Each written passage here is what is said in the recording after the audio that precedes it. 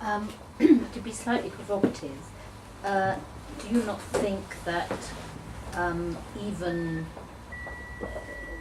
the free market can produce its sort of disenfranchised parts of the community who could also read Animal Farm and read? You don't need just to have a totalitarian regime. I mean, if you look at the economic apartheid we now experience worldwide, you have perhaps a whole new way of reading George Orwell.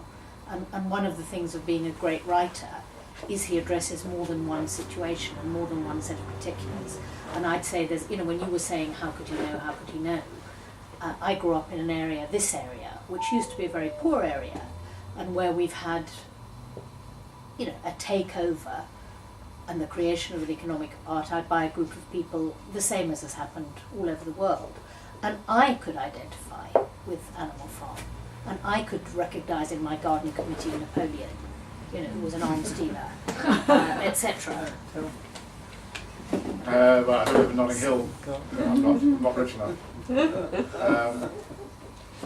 I don't agree with you, I don't think. I mean, I think actually in some ways the other set text, at least for my generation of school child, was, as I said, Brave New World, which to a large extent was based on a Russian book, Zamyatin's.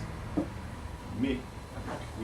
And I think that's in a sense closer. I mean, there are more parallels to a world in which everyone is encouraged to be happy, and the overall concern of the authorities is not to Masha quoted stamp on the human face forever, but to ensure a kind of a soma-induced, drug-induced happiness. And you could, I suppose, see, I think it's quite far to go, but you could see the encouragement of consumption, mass consumption, as being as similar to that. But I think in 1984, well, Animal Farm, but 1984, it really is about Nazism or Stalinist communism. But I'm talking about disenfranchisement.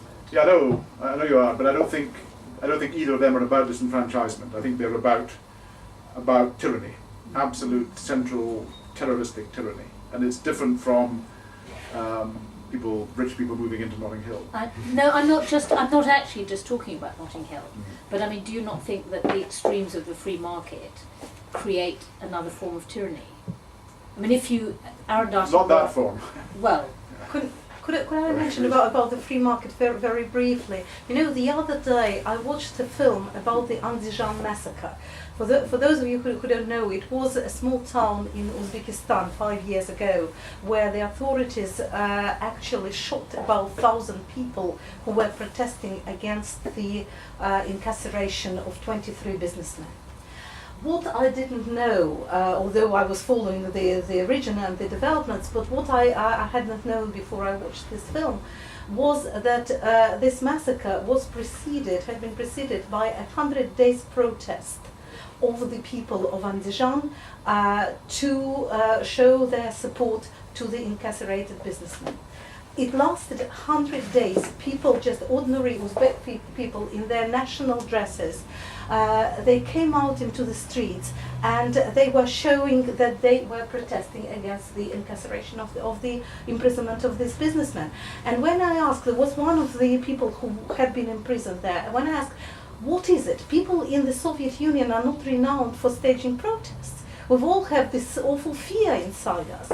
And why did they go? What was it? Was it the national idea that they were now free of Moscow? Was it a religious idea? What held these people, including the elderly women and children and everybody there?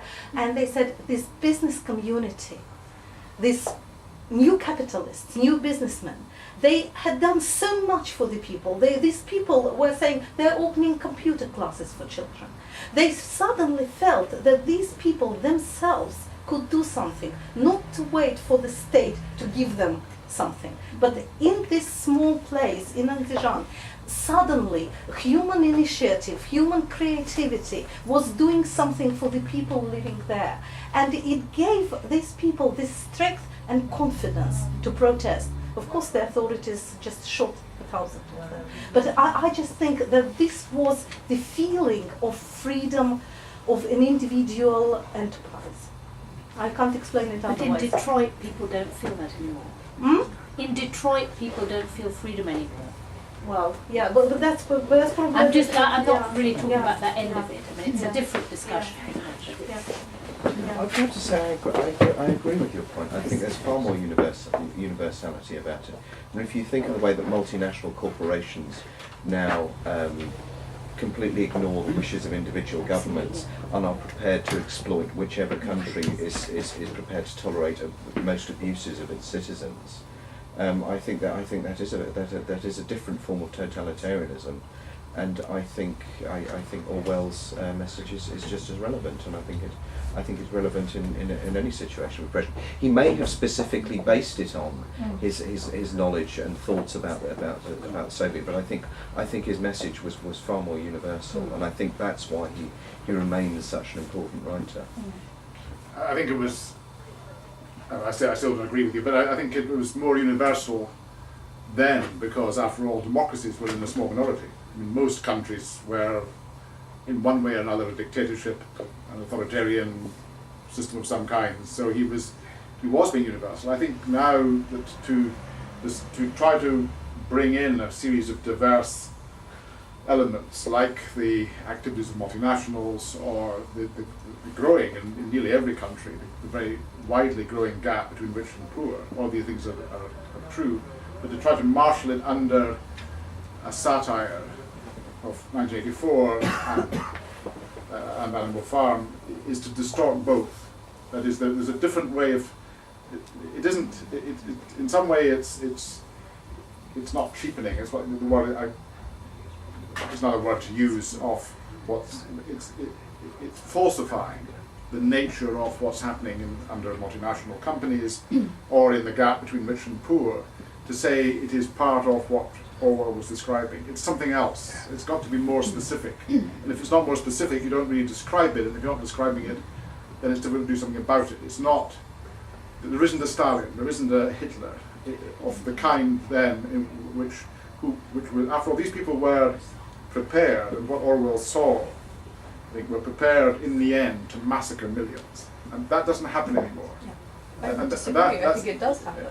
Well, it does happen. People Could I also just add to what John has just been saying? You see, the main feature of totalitarianism is the complete lack of value of human life.